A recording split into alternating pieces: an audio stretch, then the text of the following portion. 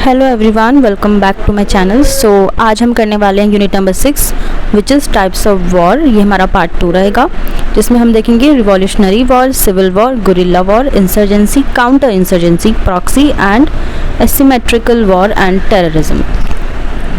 So let's start.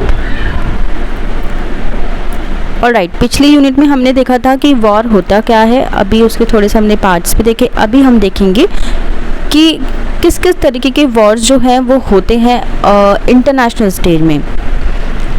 सबसे पहले है रिवॉल्यूशनरी वॉर। देखिए, आप इसे एक टेबल की तरह समझिए। रिवॉल्यूशनरी वॉर एक्चुअली होता क्या है? Against the state to capture political power.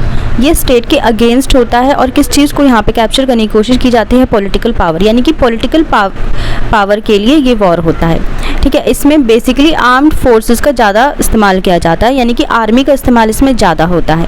Civil war की बात कर लेते हैं। ये है internal societal turmoil to retain और कैप्चर पावर। ये भी पावर के लिए ही होता है। देखिए, कोई भी वॉर जो होती है ये सिर्फ पावर के लिए होती है। आप करंट वॉर के एग्जांपल ले लेंगे इंटरनेशनल स्टेज में, तो जितने भी बड़े बड़े वॉर अभी के टाइम में चल रहे हैं, आप देखेंगे इजराइल का जो वॉर है और यूक्रेन रशिया का जो वॉर है, ये सभी वॉर जो है पावर के लिए ही अभी भी चल रहे हैं। ठीक है, इनका सिर्फ एक ही ऑब्जेक्टिव होता है, पावर हासिल करना और अपनी जो सुपीरियॉरिटी होती है उसे बनाए रखना। रिवॉल्यूशनरी वॉर को जैसे मैंने आपको अभी बताया, ये पॉलिटिकल पावर के लिए ज़्यादा होता है और इसमें आर्म्ड फोर्स का इस्तेमाल किया जाता है, यानी कि आर्मी का इस्तेमाल इसमें ज़्यादा किया जाता है। ठीक है, ओके।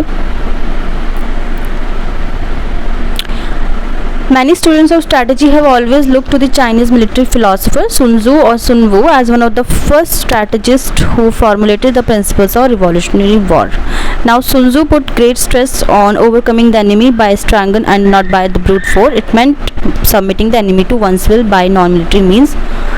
देखो, अगर हम इसकी हिस्ट्री की बात करें तो इस पर कई स्कॉलर्स ने, कई फिलोसफर्स ने चर्चा करने की कोशिश की। अगर मैं बात करूँ चाइनीज़ मिलिट्री फिलोसफर की, जिनका क्या नाम है सुन त्सू, उन्होंने भी कुछ स्ट्रैटेजीज़ को बताने की कोशिश की, कुछ प्रिंसिपल्स को बताने की कोशिश करी जो रिवॉल्यूशनरी वॉर में चलते हैं। ठीक है, तो इसमें क्या किया जाता है? दुश्मन को उन्हीं की लैंग्वेज में हराया जाता है। जिस तरीके से दुश्मन जो है जिस तरीके से बात करेंगे, जिस तरीके से हमला करेंगे, सेम उसी तरीके से उसमें लड़ाई की जाती है। देखिए, जितने भी फिलोसफर्स रहे हैं उन्होंने यही बात समझाने की बार बार कोशिश की है कि टिट फॉर टैट की पॉलिसी होनी चाहिए। स्ट्रैटेजीज आपकी ऐसी होनी चाहिए कि सक्सेस ज़रूर मिले किसी भी बैटल में। चाणक्य की बात कर लेते हैं, जिनका नाम कौटिल्य भी है, आपको ध्यान रखना है चाणक्य का नाम कौटिल्य भी है। इन्होंने भी किस तरीके से चीज़ें बताने की कोशिश की है कि जब भी कोई भी वॉर होती है तो उसमें स्ट्रैटेजी होनी बहुत ज़्यादा ज़रूरी होती है। किसी भी राजा को रेडी होना चाहिए कि वो किस तरीके से वॉर कर रहे हैं, और अगर उनकी स्ट्रैटेजी बहुत ही क्लियर है, क्रिस्टल है, तो वो कोई भी वॉर नहीं हार सकते। ऑलराइट, अब देख लेते हैं 6.3 civil war. Civil war actually होता क्या है? Civil war is a societal conflict. ये एक सोसाइटल कॉन्फ्लिक्ट होता है, यानी कि जो समाज में ही होता है, किसी भी तरीके का कॉन्फ्लिक्ट होता है। That occurs with in a country, यानी कि एक देश के अंदर ही कोई भी कॉन्फ्लिक्ट चलता है, that is called civil war. इसमें इंटरनेशनल स्टेज में कोई भी इसका रोल नहीं होता, ये आपके देश के अंदर ही चलते रहते हैं। It is due to the use of violence, that is called a war. इसमें हर तरीके के वॉयलेंस जो है इस्तेमाल होता है, हर तरीके के वॉयलेंस इसमें होता है। It is civil because it is located in the society. और ये सिविल क्यों है? क्योंकि ये सोसाइटी में ही लोकेट करता है and deals with the future of the society concern. It is not a war that is international और वन दैट इन्वॉल्व्स टू और मोर नेशन स्टेट। राइट, ये कोई भी ऐसा वॉर नहीं है कि जो इंटरनेशनल है, ये आपके देश के अंदर ही होता है।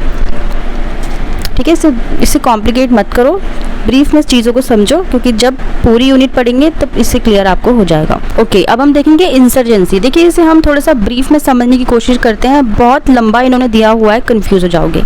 इंसर्जेंसी जो वॉर होते हैं वो कैसे होते हैं? जब कोई ऐसा ग्रुप होता है जो अपने ही देश में आर्म फोर्स के ज़रिए या किसी भी तरीके से कंट्रोल करने की कोशिश करते हैं किसी भी चीज़ पर। मान लीजिए किसी देश में कोई एक ग्रुप है, वो अपनी सरकार को हटाना चाहती है और पूरे देश में कंट्रोल करना चाहती है, तो दिस इज़ कॉल्ड इंसर्जेंसी।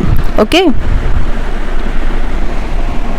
ठीक है। तो इसमें काफ़ी सारे आर्म्ड फोर्सेस यूज़ किए जाते हैं। टारगेट जो होते हैं एनिमी फोर्सेस में रहते हैं। ऑब्जेक्टिव इसका डिफीट करना होता है, दुश्मनों को हराना होता है।